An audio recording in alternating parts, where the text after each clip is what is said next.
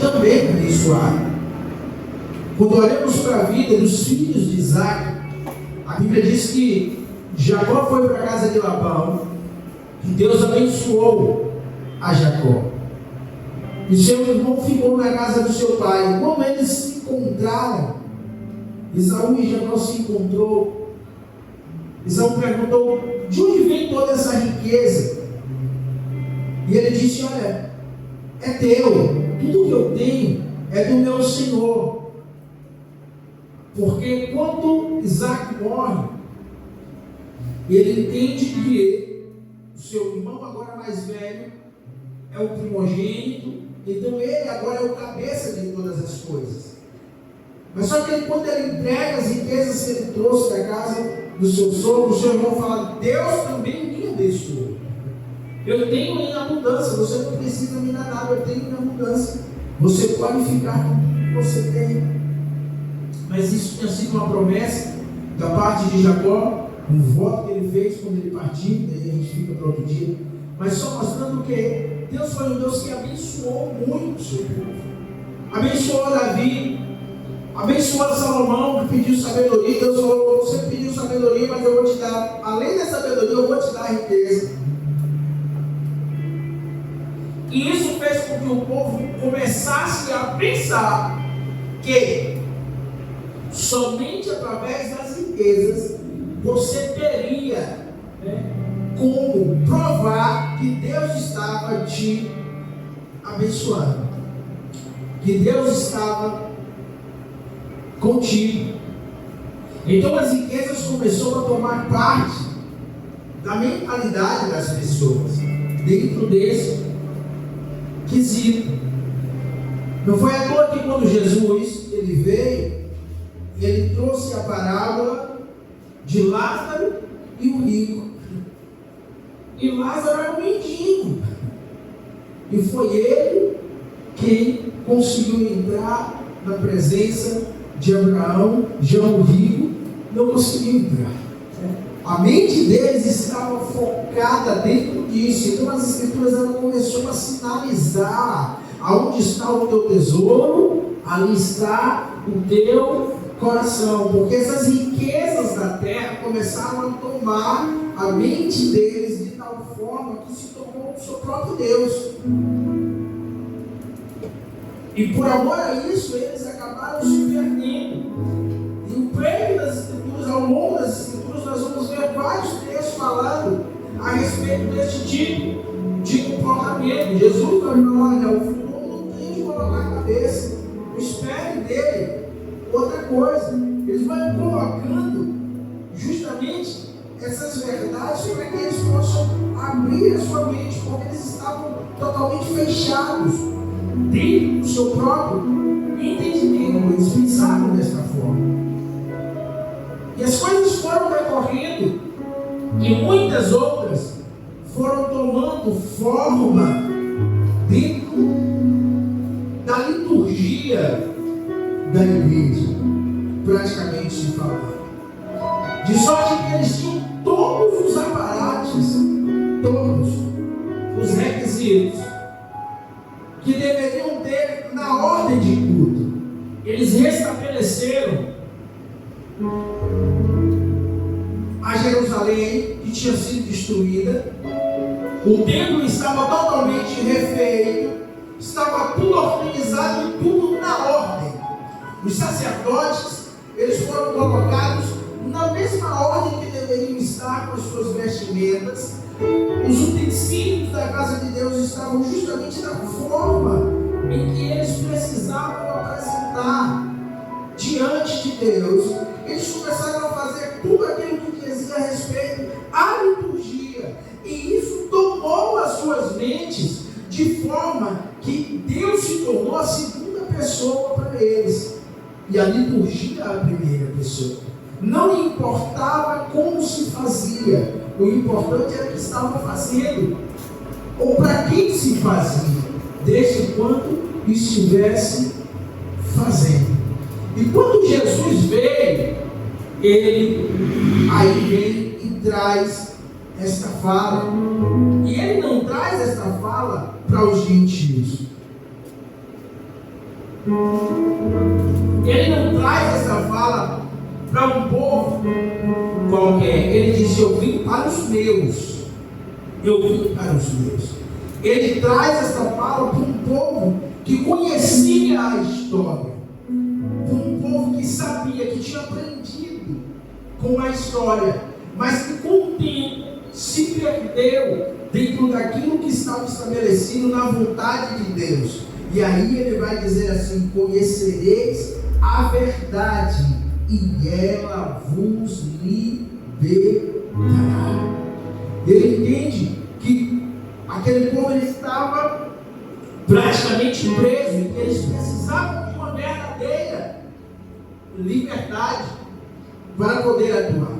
Isso era tão forte que ele chega a expressar que até mesmo a adoração, aquela do qual se apresenta em todas as escrituras, desde lá de quando arrancou o povo do Egito: liberte meu povo para que me adore. Ele, até essa aí, ele vai trazer a recomendação lá em João, dizendo assim: nós adoramos o que conhecemos, mas vocês adoram o que não conhecem. Mas a hora vem, e agora é, em que o Pai ele vai buscar aqueles que o adorem em espírito e em verdade. Ele atribui a verdade a estas situações e ela liberta.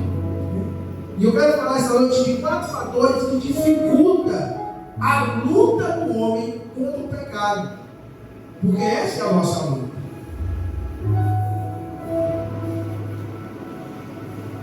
A nossa luta é contra o pecado.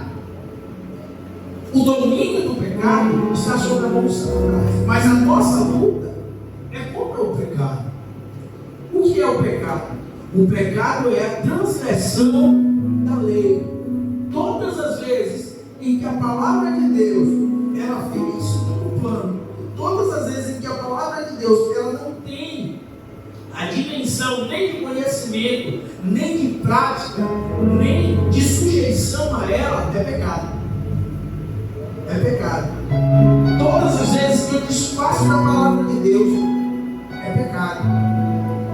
Eu quebro os princípios que está estabelecido por Deus, é pecado.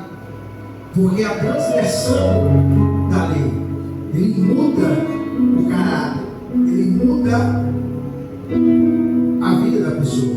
E eu quero falar sobre esses 4 fatores que dificultam a luta contra o pecado.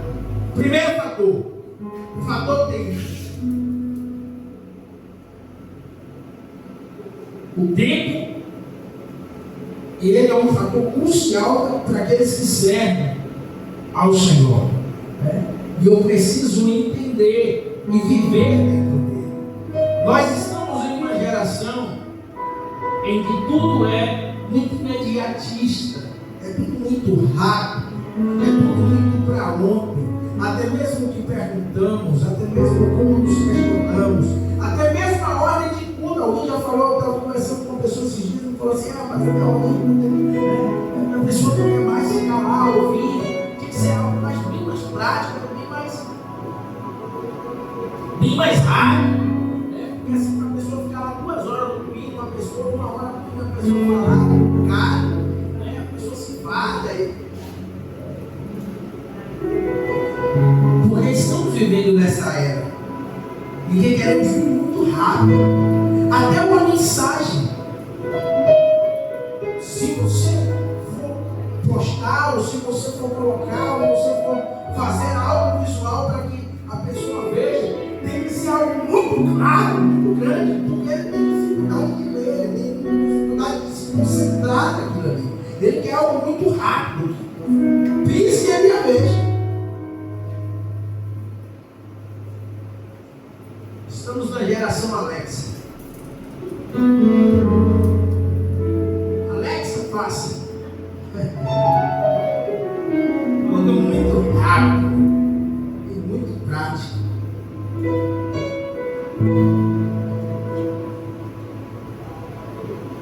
E o tempo é algo que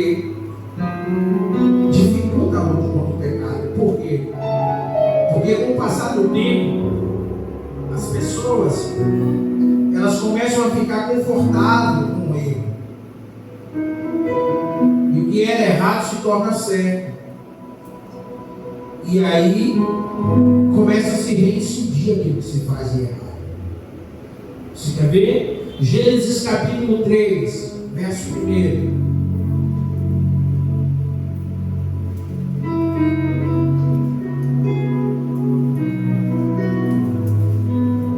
Ora, a serpente era mais astuta de todos os animais do campo que o Senhor Deus tinha feito. E esta disse à mulher: é assim que Deus disse: não comereis de toda a árvore do jardim? E disse a mulher à serpente: do fruto das árvores do jardim comeremos, mas do fruto da árvore que está no meio do jardim, disse Deus: não comereis dela, nem nela tocareis, para que não morrais. Então a serpente disse à mulher: certamente não morrereis, porque Deus sabe que no dia que dela comerdes, se abrirão os vossos olhos, e sereis como Deus, sabendo o bem e o mal. E viu a mulher que aquela árvore era boa para se comer e agradável aos olhos, e a árvore desejava para dar entendimento. Tomou do seu fruto e comeu. Tomou do seu fruto e comeu. E é isso, daqui a pouco. Ela viu que era agradável, ela viu que era boa, ela falou e comeu. Não foi algo imediato. O texto não fala que o casal estava conversando com a serpente. Quem estava conversando com a serpente foi ela. O texto não fala que Adão estava presente. Até porque a própria Escritura diz que Eva foi enganada, não foi enganada. Eva foi enganada, a mulher ela foi enganada. Adão comeu o que quis. Diferente. Mas ela que se deixou iludir. Ela comeu.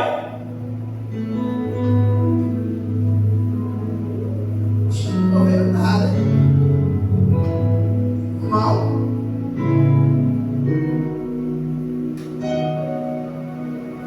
Ela falou: olha, comida, árvore, está tudo bem, meu marido. O marido comeu. Quando ele comeu, ele se virou. Primeiro ela come, está tudo normal. Depois que ela vai dar ao marido, que eles comem, que eles se deitam. Eles não vão. Eles fazem, presta atenção no fator dele. Eles fazem a roupa, se vestem e continuam no jardim. Normal. Está tudo normal até ali. Quando Deus aparece, aí ele se esconde. Quando ele ouve a voz, aí ele se esconde. Então, o tempo faz com que as pessoas elas se sentem confortáveis com ele. E ela vai fazendo e ela não vai vendo o erro como deve ver. É como um ladrão, ele rouba uma vez, se ninguém pegar, tá tudo certo, ele vai atrás. Ninguém pegou, ele vai de novo. Se não aconteceu nada com ele. Mas a Bíblia diz assim: ai daquele que toma o bem por mal e o mal por bem. O povo, quando veio servir a Deus, Noé foi fazer a arca. Demorou um bocado de tempo para poder fazer. O povo foi para o Egito. Para sair de lá demorou mais um bocado de tempo para poder sair. Saiu do Egito para adorar e para dentro da terra prometida. Demorou mais um bocado de tempo, mas para sair de dentro de lá. A mulher com fluxo de sangue, 12 anos. O homem no tanque de Betesda, 38 anos. Mas a gente tem dificuldade de ficar servindo a Deus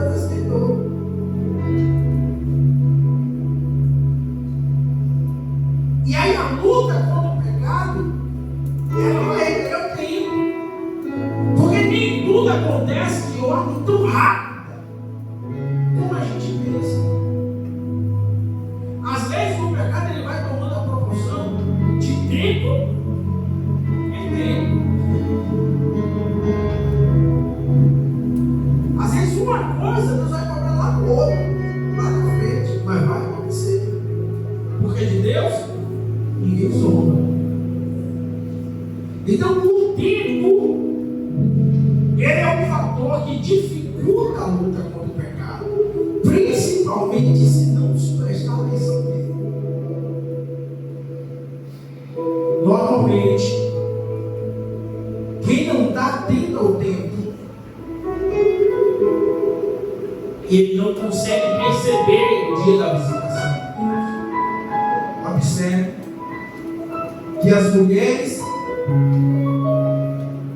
estavam esperando o noivo e todas elas tinham uma lamparina.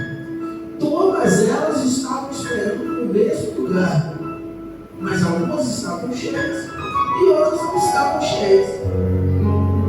O tempo que foi para uma foi para outra, mas a outra estava despercebida e a lamparina estava sem óleo. Elas não prestaram atenção no tempo e fez do tempo algo comum. E é tudo que o diabo quer, que o tempo se torne comum para você, dentro do pecado. Não diminui o tempo, aí vai reincidindo. Comeu, já deu o marido, não, pode comer, ele comeu também, esse menu providenciou a roupa, já está tudo certo. Tem problema. O segundo fator que dificulta a luta contra o pecado é a identificação. É quando começamos a nos identificar e gostar. Quando aquilo que está sobre nós parece que não tem nenhum tipo de peso, parece que não tem nenhum tipo de temor. Então você começa a fazer e se identifica com aquilo, brinca com aquilo. Juízes 16.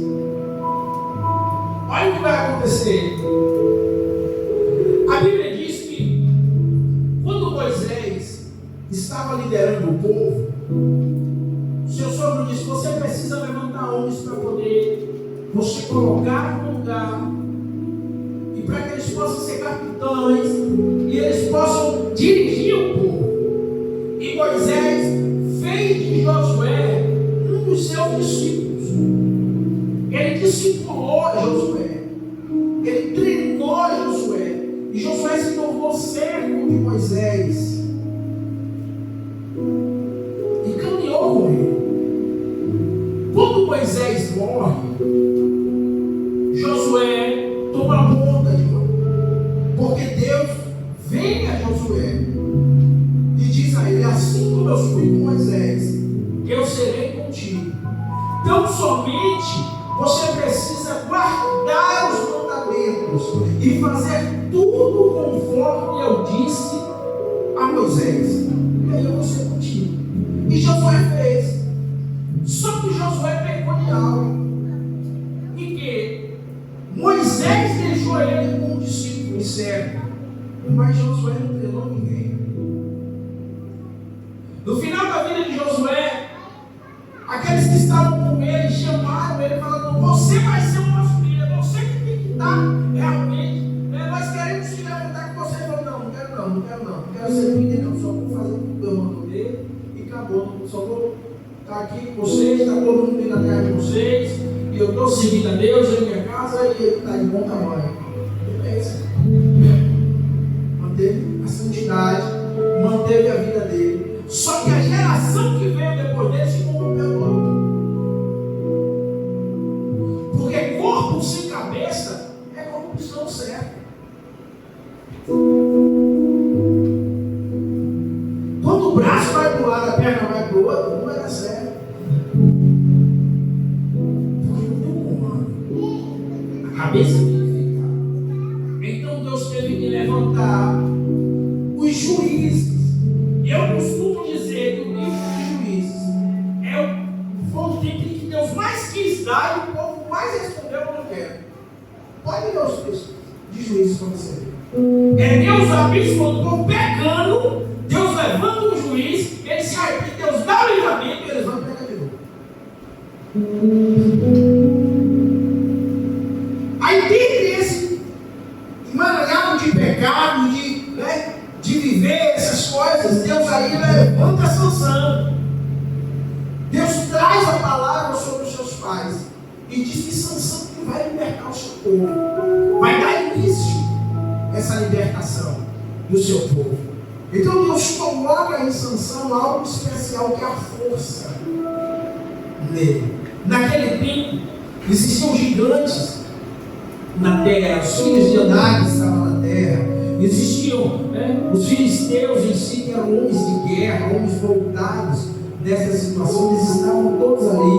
Então Sansão, era necessário que Deus levantasse alguém destemido realmente, alguém que fosse fazer a diferença. Então Deus deu essa graça a Sansão, para que Sansão pudesse ir e colocar toda a sua força para libertar o povo de Deus, para poder viver aquilo que Deus tinha na vida dele. Há algo muito interessante que acontece na vida das pessoas, que elas começam a tomar o pecado como identidade na sua vida, como se algo normal, é que elas não prestam atenção que isso vai se tornando parte do seu caráter, e começa a se fazer de forma sem nenhum tipo de temor, sem nenhum tipo de esconder. Ele faz quando ele menos pensa, ele faz. Quantos vídeos a gente tem? Estava comentando com esses dias, falando às vezes: você vê um camarada está aqui no ponto pregando, ele fala: rapaz, ele não está pregando, soltou um palavrão. Você viu porque na casa dele ele faz assim também, porque no meio dele anda, ele faz assim também. Aquilo é comum na vida dele, porque ele sai do aliado. Não, aquilo é comum, estou acostumado a fazer. Por isso que ele faz, porque ele já se identificou com aquilo, e aquilo começa a fazer parte da identidade dele, do dia a dia dele, normal. E quando Deus levantou o seu povo, tirando do Egito, ou tirando do Egito e colocando para viver dentro da terra prometida, Deus trouxe uma palavra para esse povo, lá em Deuteronômio capítulo 7. Deus trouxe uma palavra que quando ele colocasse o povo dentro da terra, eles não poderiam nem casar, nem dar os seus filhos para que se casassem com o povo daquela terra. Por quê? Para que eles não viessem levantar e trazer os seus deuses e induzi-los a viver da mesma forma. Então eles não tinham ordem, eles não tinham direção de Deus para viver dessa forma, mas eles buscavam viver. Eles buscavam viver dessa forma. De sorte que Sansão falou: olha, eu vi uma mulher, me apaixonei por ela, lá da filha dos filisteus lá.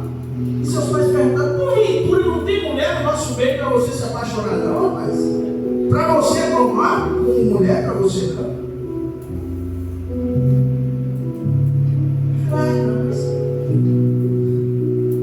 Mas eu quero ela. Aí olha o que o texto vai dizer em Juízes 16, capítulo 16, verso 1.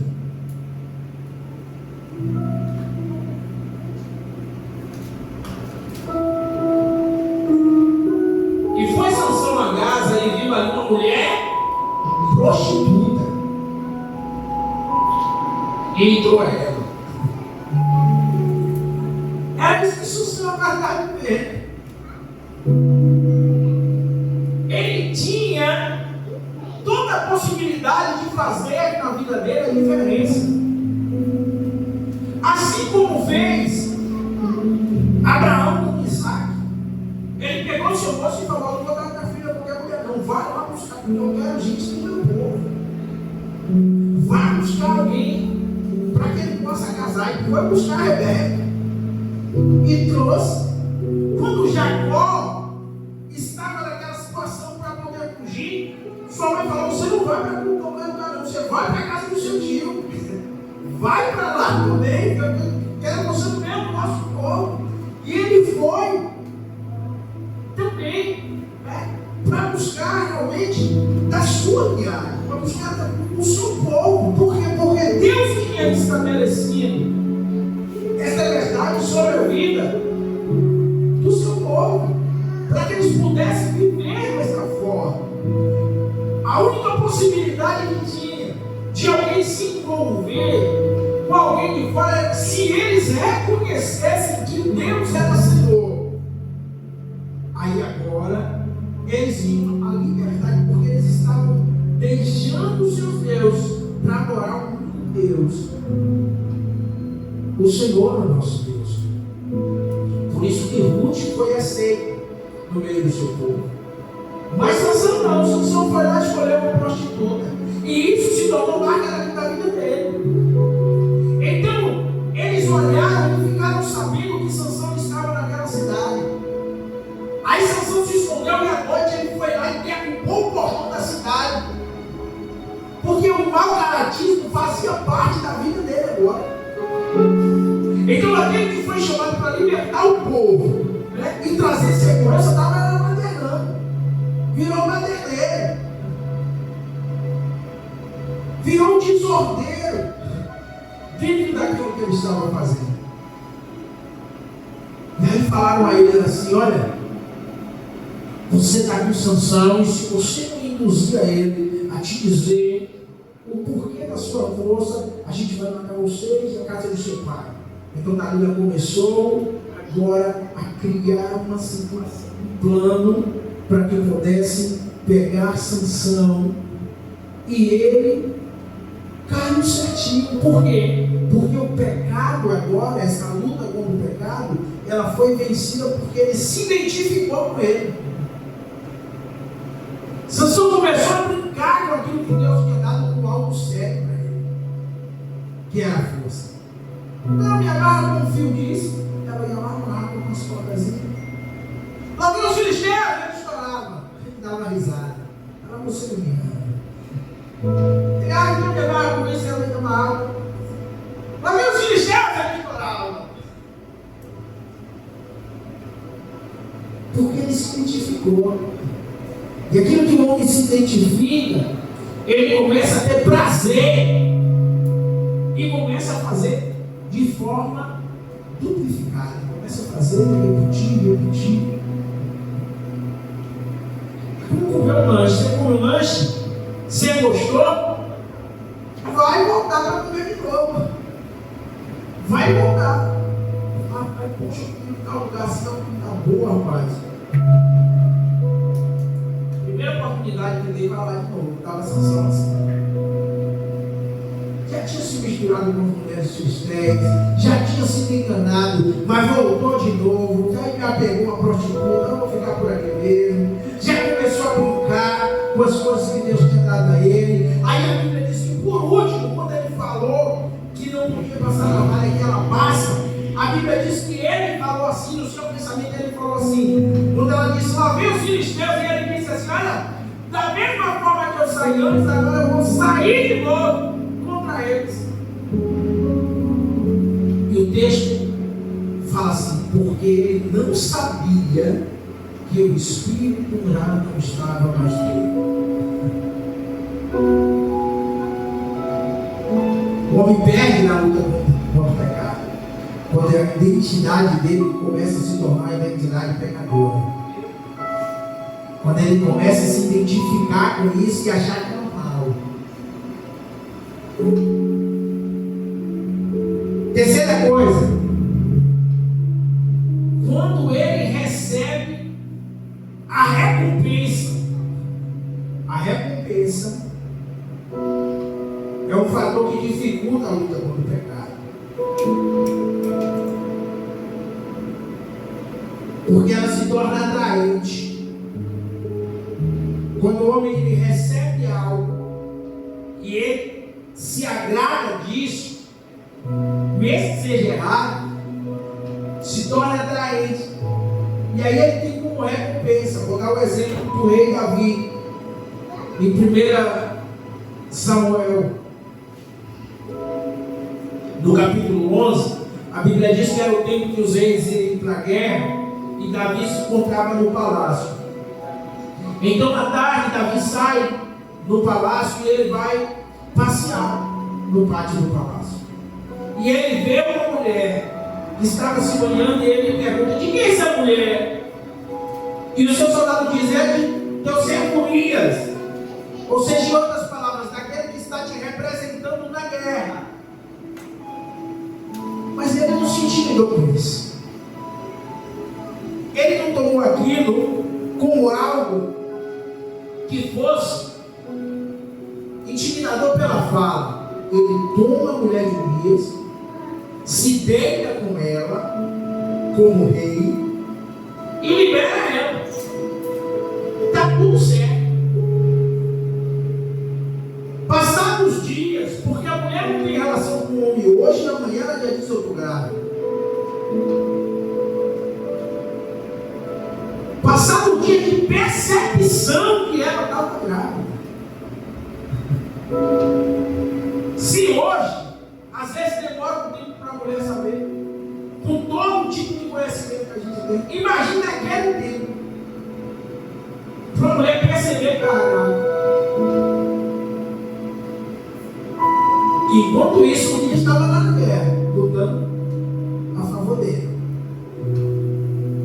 Quando ele descobre que ela está grávida, ele faz o seguinte: manda buscar Urias, vamos fazer aqui. Quando ele chegar, vou fazer aqui um banquete, vou começar a conversar com ele, vou embriagar ele, e assim ele faz. Urias se embriaga: não, agora vá para sua casa, vá deitar com sua esposa, seja capoeira.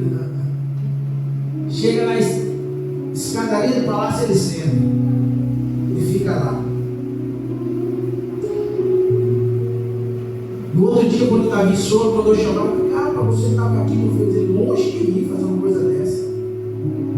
Como eu posso ir para minha casa descansar no tempo em que os reis iam para a guerra? Davi estava descansando. Olha a fala de Urias: como eu posso descansar, sendo que a arca do meu Senhor está na guerra, junto com o meu Senhor? Não posso. Eu vou deitar no meu quarto, vou deitar com minha esposa, não posso. Escreveu uma carta de punho, selou com um anel para ninguém abrir, e mandou entregar a Joabe, que era seu sobrinho e chefe do seu exército. Entrega a ele lá a carta. A carta dizia para que quando Israel se colocasse em posição de guerra e os inimigos viessem contra eles, ele pedisse para que recuasse a maioria dos soldados e deixasse a linha de frente vulnerável para que pudesse correr. Então foi isso que eles fizeram. E quando mandaram um recado para Davi, junto com a fala, dizendo: olha, Urias morreu, um dos servos questionou: como é que eu vou falar isso ao meu senhor? E ele falou assim: eu não fala com ele que Urias morreu. Quando os soldados morreram, fala com ele que Urias morreu, que está tudo certo. E assim foi. Disseram: olha, os soldados estavam em campo de guerra. E quando veio o exército inimigo, atacou, matou tantos. E como assim? Mas Urias morreu. Ele falou: não, está tudo certo. Por quê? Porque agora eu tenho a recompensa. Pega a mulher de Urias e traz para mim.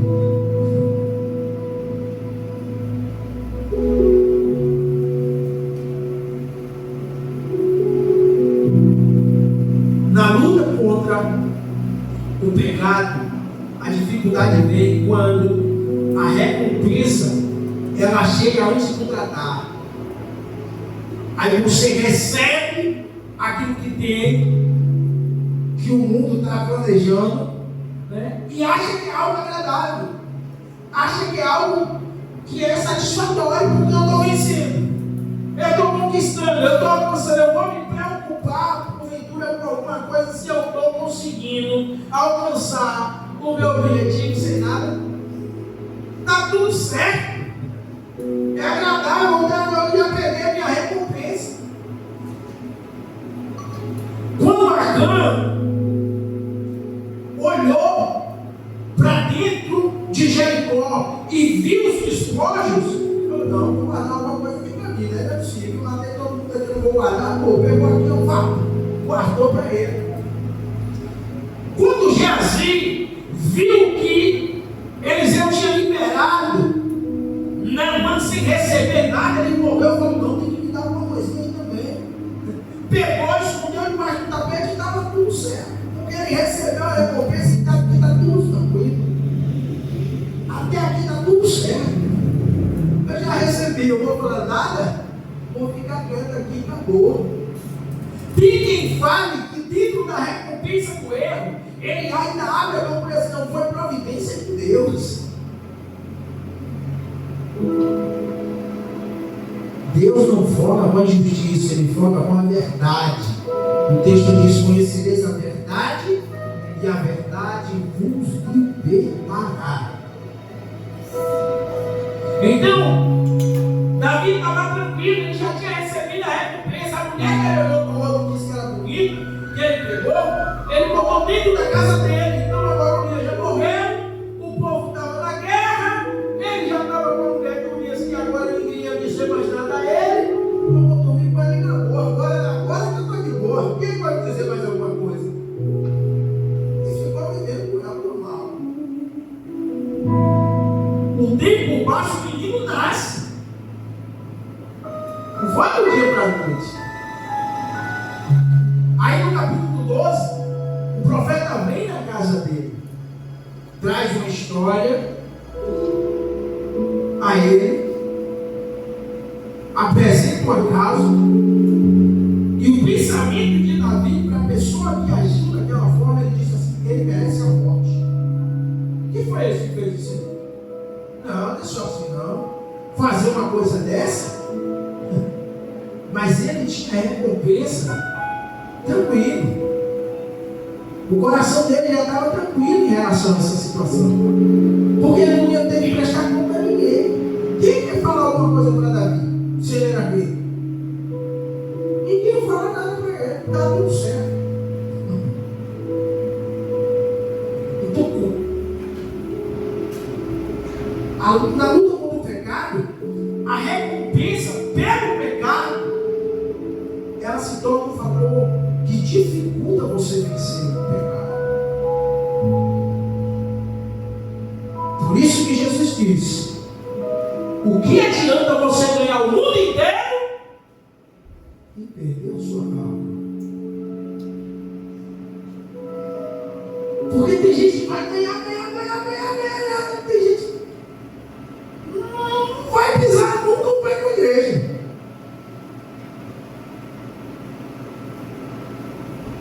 Mas naquele dia, ele também vai ser reconhecido pelo Senhor. A história conta que acharam uma carta de um homem no Canadá.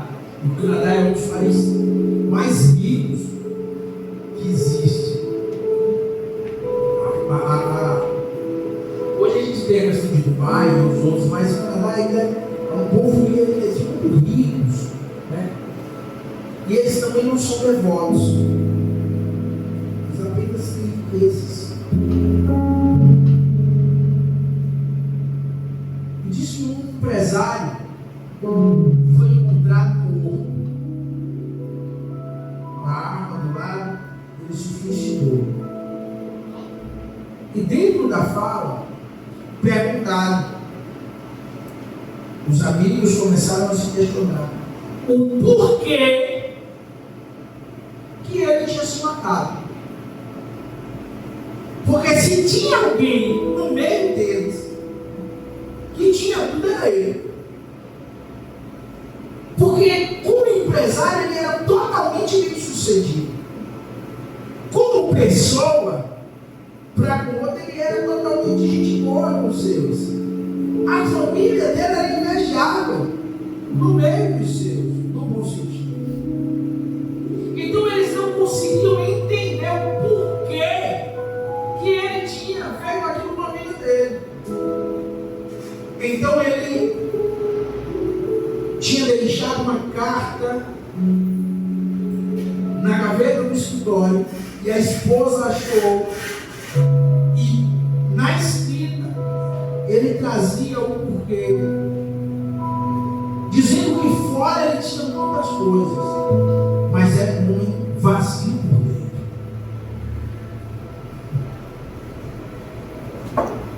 A recompensa do pecado vai tomando as dimensões, ela vai tomando e se torna um inimigo crucial na vida daqueles que abraçam para vencer o pecado, porque ele vai recebendo, ele vai recebendo, ele vai recebendo, ele vai recebendo, e ele não consegue identificar que o fruto do que ele está recebendo é algo do pecado que está diante dele. E quarta e última coisa que dificulta a luta, quando eu falo dificulta,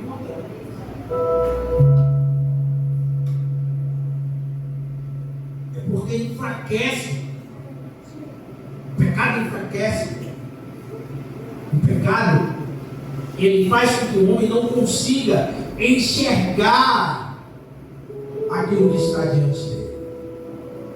E esse é o quarto fator.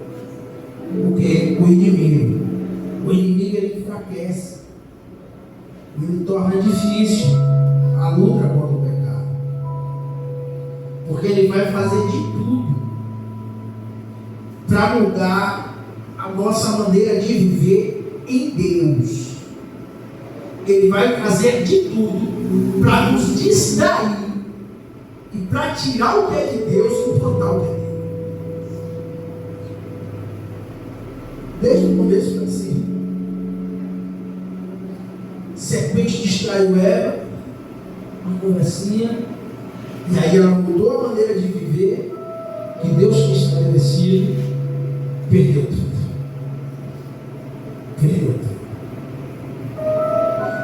O povo veio, começou a viver, e quando Deus olhou para a terra, ele viu que o homem tinha se estragado por completo. Perderam tudo aquilo que tinha para poder viver. Então Deus trouxe o dilúvio sobre a terra, e eles começaram um novo povo, eles começaram a viver um novo povo. Então Deus disse: vocês vão crescer, vocês vão multiplicar, vocês vão se expandir, vocês vão povoar a terra. Mas aí a distração veio sobre eles, e aí o homem chama Niró e falou assim: nós vamos construir uma torre e a gente não vai para lugar nenhum, a gente vai ficar aqui. A gente vai conseguir, vai ficar todo mundo aqui. A gente vai ficar aqui porque aqui é melhor. A gente não vai sair para lugar nenhum. Deus olhou. Eu vou ter que descer de novo para espalhar esse povo. Porque o pensamento dele está totalmente contrário. O diabo vai fazer de tudo, de todas as formas, para poder desestruturar aquilo que Deus tem para as nossas vidas, para poder mudar a nossa maneira de viver e estabelecer aquilo que Ele pensa como verdade. Existem os tempos, e cada tempo tem a sua geração, cada tempo tem a sua história. É bem verdade. Mas os princípios, eles nunca mudaram. Os princípios sempre são os mesmos, de geração a geração. Não tem mudança no princípio. Porque no princípio Deus é absoluto, Ele não muda. Ele pode até ter feito como viver de uma forma de um lado, viver de uma forma de outro, mas os princípios da parte dele é absoluto. E o inimigo, ele tenta incutir na mente do homem justamente o contrário.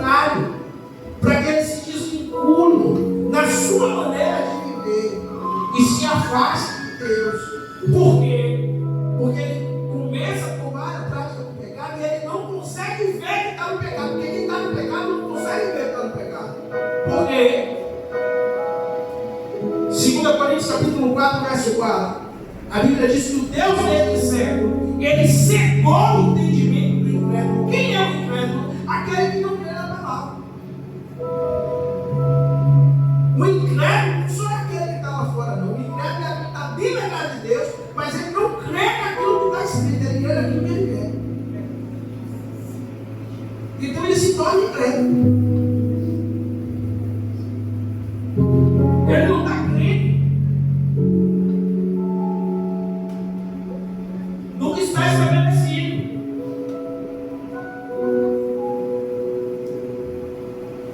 Ele faz de tudo para que você viva o hoje como se não tivesse no amanhã.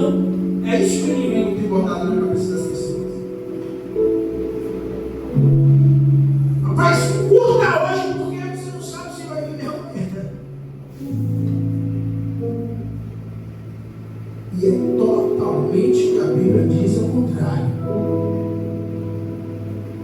O apóstolo Paulo disse assim: eu já estou posto por privação. Combati o bom combate, acabei a carreira, mas eu guardei a fé. Porque eu sei que desde já está reservada a coroa da vida, do qual o Senhor reservou para aqueles que o amam. Ele não está dizendo que é para viver só hoje, ele está dizendo que vai ter algo mais. O que está dentro de mim vai ter algo mais, e é justamente o que o diabo não quer. E se torna uma luta contra o pecado, porque ele vai colocando na cabeça da pessoa: não tem nada, você tem que usufruir hoje, porque hoje que você é criança, você tem que usufruir do tempo de criança, porque hoje que você é jovem, você tem que usufruir do seu tempo de jovem, porque hoje que você está novo, você tem que usufruir do seu tempo de novo. Mas aí Jesus disse: aquele que quer vir após mim, tome a sua cruz, negue-se a si mesmo e siga. Não tem como. Ou venha a nós o teu reino e seja feita a tua vontade, ou ficamos com o nosso reino e fazemos a nossa vontade. Não tem como. E é isso que o inimigo tem trabalhado. Isso tem sido uma luta que tem vencido muitas pessoas, porque dificulta vencer o pecado, porque não é liberto. Ele não é liberto. Aí o tempo é irrelevante, porque as coisas vão passando, e às vezes nem tudo que Deus tem para cobrar, cobra aqui agora. Davi teve 8 mulheres. 8 mulheres. E pode alguém dizer assim: não, mas porque Deus aprovou que Davi tivesse 8? E quem foi que disse que Deus aprovou? Deus não aprovou. Já estava na lei que não era para ter. Mas ele achou que podia. E pagou por isso. O tempo que Deus usou para isso, como ele gostava disso, de tomar mulher de um, tomar mulher de outro, quando Davi entrou na sua velhice, Deus falou: peraí, ele gosta de pegar a mulher dos outros, né? Peraí. Davi ficou no leito, e Deus poderia ter respondido Davi uma hora, falando: deixa ele aí no leito, deixa ele ficar aí no leito. Não estava conseguindo se aquecer. Pega uma das mulheres mais bonitas da terra, as Sulamitas. Pega uma virgem Sulamita, bota aí junto dele só para aquecer ele, porque ele não vai poder nem tocar. Ele já estava bem acabado. O tempo do tratamento é com Deus. Deus trata. Você quer ver uma coisa que muito acontece nos nossos dias? diz assim, olha, que para que nós possamos ser fiel à mulher da nossa mocidade, a Bíblia que diz que a gente tem que ser fiel a isso. Aí quando o homem é infiel a isso, aí ele procura outra mulher, vai para lá, vai para cá, vai para cá. A maioria dos homens que faz isso, no final da vida dele, ele volta para a primeira mulher e morre dentro da casa dela, ela cuidando dele. Não tem mais nada com ele, mas ela que cuida, porque as outras não cuidam, até mesmo o filho, e ela que cuida ali, né? Vou cuidar da vida dele.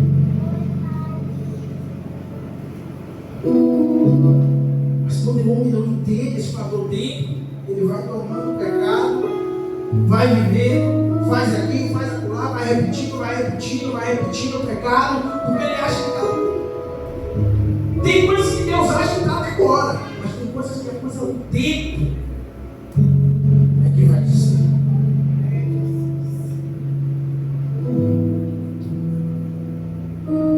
Tem coisa que vai se tornando a identidade da pessoa.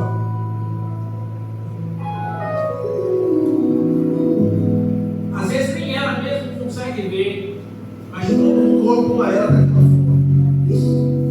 Quem é fulano? Ali, rapaz, ali é crente, não tem nada, ali é atrapalhado. Ali é pensado. E nem ele está sabendo, mas é identidade. Porque ele está tão ocupado aqui. E as pessoas vão começar a colocar essa identidade nele.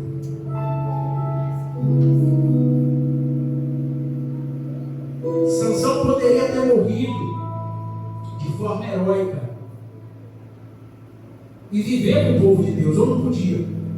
Passou uma fechada de comida, saiu e matou mesmo o filisteu. Mas precisou morrer com os filisteus, quer morrer com os ímpios. Quer morrer lá no final. Alguém perguntando: você aceita Jesus? Você se arrepende? Se aceita, pisca o olho. Aí você olha para o lado, o céu piscou, você fala: ele piscou. O céu piscou. Você está dizendo que ele piscou. Ele prefere morrer dessa forma. Jesus disse: eu vim para que tenham vida e a tenham em abundância. Deus quer que você discute o que é dele aqui e agora. Não é quando você estiver lá para morrer. Mas a identidade vai tomando. Se torna uma luta contra o pecado. A recompensa, o senhor recebe de lado, recebe de jogo, atrapalha de lado, atrapalha de jogo, fala com um, fala com outro, atrapalhado. A recompensa está ali tão pegada dele, não está nem aí. Aí tá, tem negócio de pecado. Você conversa. Os bastidores ou os lugares escondidos é quem revela que verdadeiramente ele é. Quanta gente no bastidor aí, quanta gente. Prostituição, nas drogas, na bebedice, no engano. Quantas pessoas? E dizem realmente que não serve a Deus, que os dias.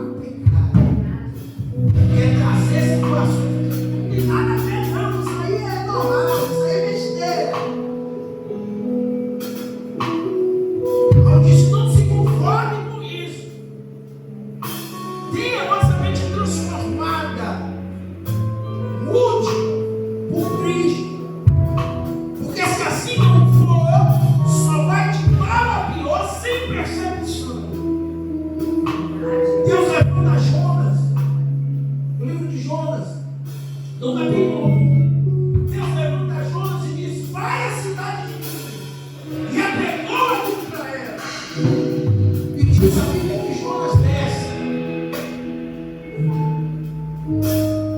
vai até o porto, de lá ele desce, entra dentro do barco, de dentro do barco ele desce e vai ao porão, de dentro do porão tem uma situação de um vento e ele desce para dentro da água, de dentro da água ele desce às profundezas, porque assim o homem que vive sem a direção de Deus, ele vai descendo, ele vai descendo sem nenhum tipo de visão, o inimigo vai tornando normal. Ele diz: cordéis da morte me cercaram. Eu estive lá nas profundezas dos mares. Eu estava lá para de lá com o poder de Deus. Ele não espere. A profundeza vem, a escuridão, as trevas vêm, o diabo tentaram trazer sobre a vida do mundo, sobre a sua mente. Esse lugar de escuridão, esse lugar de trevas profundas.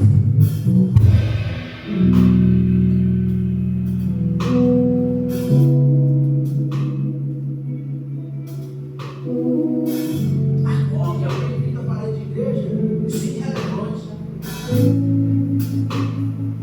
Porque se o amor que Deus deu a ele, eu acho que não é, pelo fundo que dá, mas isso é irrelevante.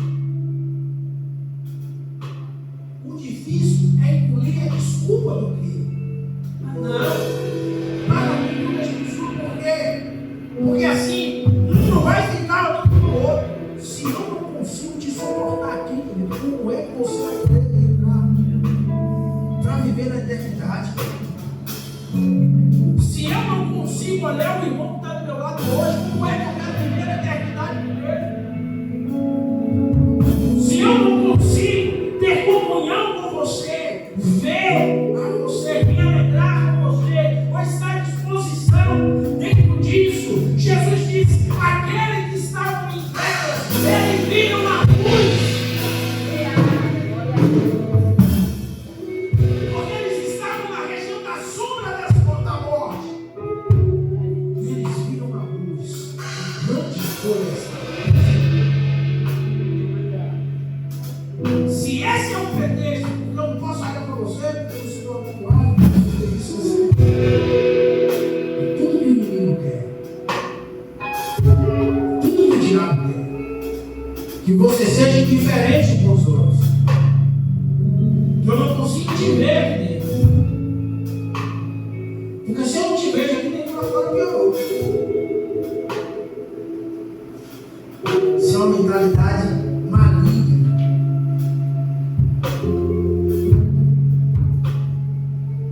À luz das Escrituras, você se considera liberto ou ainda está preso em situações?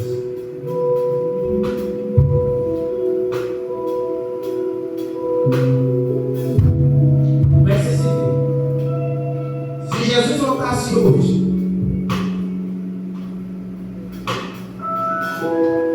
o apóstolo Paulo disse: miserável homem que sou. Romanos capítulo 7. Eu estou preso. Eu estou preso num corpo de morte. Falando com outra pessoa, Paulo se viu assim. Foi ele que disse na igreja de Éfeso que a nossa luta não é contra a carne. Ele estava falando dessa luta de ser livre. Ser livre é viver a Deus em verdade. É estar no Senhor em verdade. Ele não tem particularidade daquilo que está vivendo, porque tem a consciência que está sendo verdadeiro. Isso é ser liberto. Isso é ser liberto. Se não é assim, não é liberto. Não conhece a Deus. Pode falar o que for, não conhece. Não conhece, que se conhecesse, já estava eternamente condenado.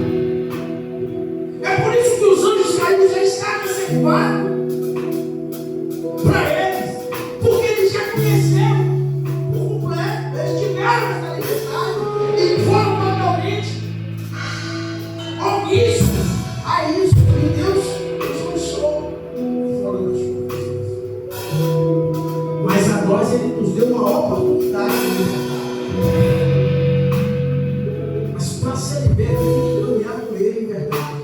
Conhecereis a verdade, e a verdade vos libertará.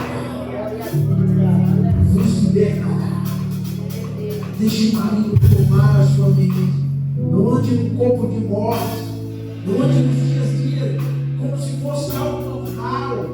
Como se nada que você esteja vivendo seja algo que vai ter um tipo de julgamento. Como se amanhã não fosse importante para você. Pelo contrário, cada minuto que vivemos, ele vai repetir aonde nós vamos estar. Como nós vivemos daqui para frente, cada minuto que vivemos.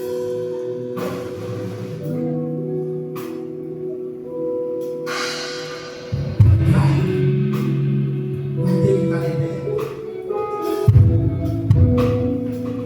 Paulo estava no Gálatas.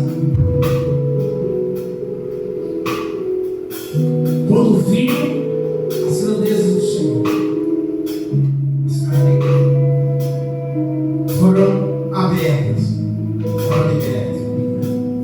João estava em paz, estava preso. E ele lá, ele disse: ouvi uma voz. Quando ele olhou, ela disse: vem sobe. Estava liberto. Pedro estava no cárcere. O anjo falou com ele, tinha cadeia. Ele falou: vem e segue. Estava liberto. Eu preciso saber se eu estou liberto. O Senhor ainda estou preso. Porque se estiver preso, não tem como viver com Deus. Jesus Cristo está voltando. Os sinais estão muito evidentes.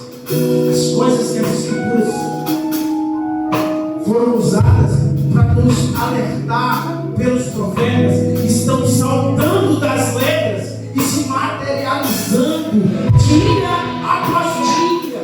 Nós estamos vendo isso se cumprir. Não é tempo de lutarmos, é tempo de colocarmos as nossas vidas para estar verdadeiramente livres.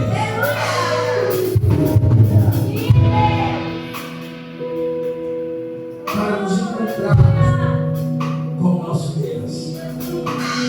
O texto que diz: prepara-te, ó Israel, para te encontrar com o teu Deus. Está vindo de um contexto pecaminoso, está vindo de um contexto de vergonha, está vindo de um contexto de como apresentar uma vida verdadeira diante de Deus.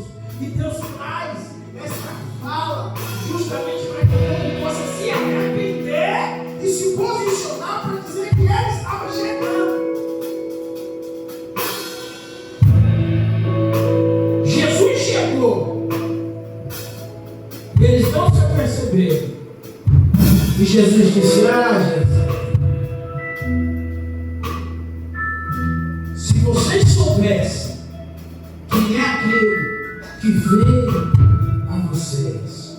Quantas vezes eu quis vos ajudar, quantas vezes eu quis vos alertar, mas vocês não estavam atentos ao dia da minha visitação.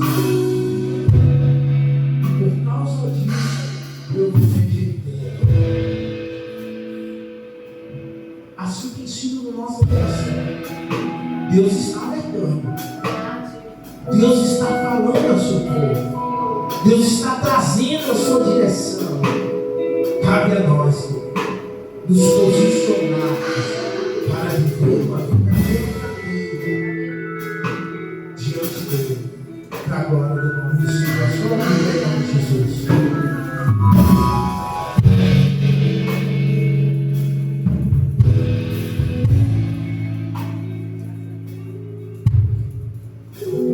Deus, em nome de Jesus,